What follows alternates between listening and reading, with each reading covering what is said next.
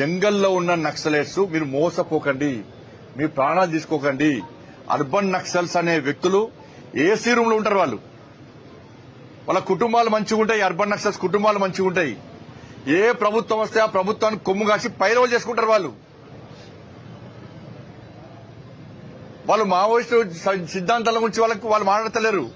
వాళ్ళకి ఏ ప్రభుత్వం వస్తే ఆ ప్రభుత్వాన్ని కొమ్ము కాస్తారు.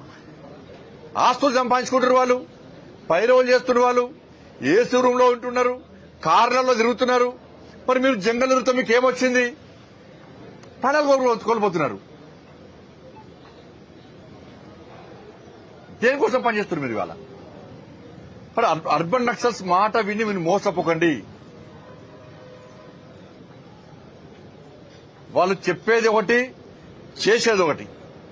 కానీ ఇప్పటికైనా నేను మళ్లీ అప్పీల్ చేస్తున్నా, ఎవరైతే అండర్ గ్రౌండ్ లో ఉన్నారో వాళ్ళందరూ కూడా వాస్తవాలను గ్రహించండి.